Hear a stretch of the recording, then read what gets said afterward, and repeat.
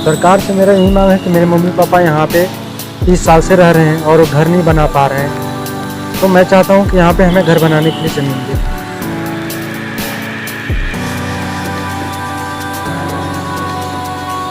वो तो सर, वो तो जिसके ऊपर बीतता है वही जानता है। हम समझते हैं कि हम देश के लिए इतना कर रहे हैं और हमारे साथ इतना बड़ा पॉलिटिक्स हो रहा है।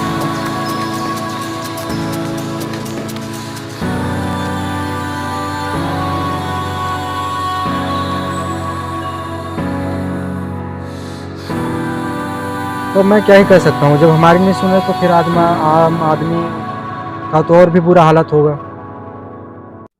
दोस्तों नमस्कार, आप देख रहे हैं जनपद मिरर। एशियन खेल में 35 किलोमीटर मिक्स पैदल चाल में कांस्य पदक जीतकर भारत का गौरव बढ़ाने वाले रामबाबू को लगातार पूरे देश से बधाइयां मिल रही हैं। रामबाबू किन परिस्थितियों का सामना कर इस मुकाम को हासिल किया है, यह किसी से छिपी नहीं। रामबाबू ने खुद बताया था कि वह बेहद गरीब परिवार से है और एक समय ऐसा था कि उसे अपने पिता के साथ मनरेगा में काम तक करना पड़ा। कोविड के सीजन में तो और कोई रोजगार था नहीं और न ही पैसे थे हमारे पास, तो उस टाइम केवल मनरेगा था जिसमें हमने काम किया और कोई ऑप्शन नहीं था उस टाइम।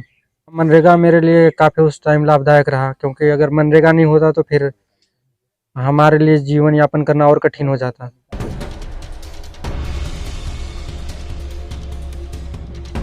रामबाबू के माता पिता भी कड़ी मेहनत कर रामबाबू को इस मुकाम तक पहुंचाया ताकि आने वाले समय में उनकी गरीबी मिट सके। लेकिन गरीबी तो दूर, रामबाबू का पूरा परिवार सरकारी सिस्टम के दांव पेच में उलझकर रह गया।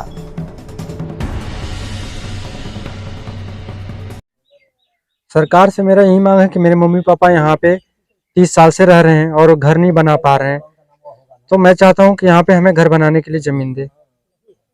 जो जमीन दिया है दिया शायद तो दूसरी जगह दे रखे हैं, लेकिन हमारा घर तो सर यहाँ पे है ना। हमें 30 साल से मेरे मम्मी पापा यहाँ रह रहे हैं, पैसा यहाँ के लिए दे रखे हैं। जिस जगह जमीन दिया हो, जमीन अभी हैंडओवर हुई कि नहीं आपको? हैंडओवर हो रखी है, वो 11,000 वोल्टेज के नीचे है वो।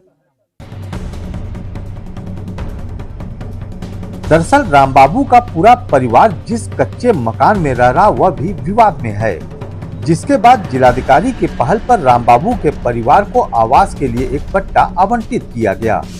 लेकिन लेखपाल व प्रधान के दांव पेच के चलते उसे आवास बनाने के लिए जो जमीन दी गई वो हाई टेंशन तार के नीचे है, जिससे उसका आवास भी नहीं बन पा रहा। पिछली बार ही वो किए थे जमीन का, तो जमीन उन्होंने दे दिया, लेकिन फिर वो नीचे के लोगों ने उसको गलत तरीके से नाप करके गलत जगह पे दे रखा है। 11,000 वोल्टेज तार के नीचे दे रखे हैं, वहाँ पे घर बनाना कैसे संभव है? वहाँ काफी खतरनाक है।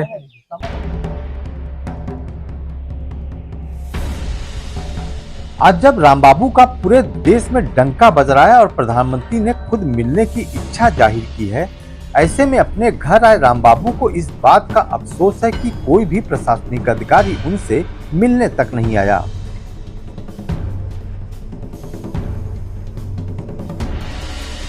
रामबाबू ने बड़ी बात कहते हुए कहा कि जब यह सब उनके साथ हो रहा है तो आम लोगों के साथ क्या होता होगा। रामबाबू का कहना है कि जब उनकी मुलाकात पीएम व सीएम से होगी तो उनके सामने अपनी समस्या जरूर रखेंगे। वो तो सर, वो तो जिसके ऊपर बीतता है वही जानता है। हम समझते हैं कि हम देश के लिए इतना कर रहे हैं और हमारे साथ इतना बड़ा पॉलिटिक्स हो रहा है। हमारे घर वाले, हमारे मम्मी पापा इतना स्ट्रगल कर रहे हैं, इतना कष्ट झेल रहे हैं, तो मैं क्या ही कर सकता हूँ। जब हमारी नहीं सुने तो फिर आम आदमी का तो और भी बुरा हालत होगा। समस्या भी रखेंगे जो हाँ, जो हमारी समस्या है वो हम तो रखेंगे ही, सीएम से और पीएम से भी। जो बहरहाल आज पूरे देश को रामबाबू की उपलब्धि जरूर दिख रही है, मगर उसके अंदर का दर्द किसी को नहीं दिख रहा।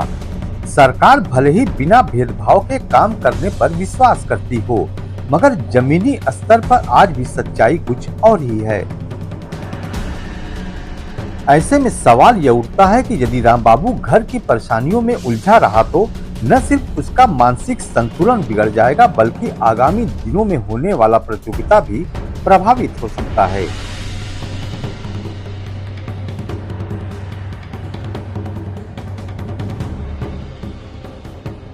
शांतनु कुमार के साथ जयनाथ मौर्य, जनपद मिरर, सोनभद्र।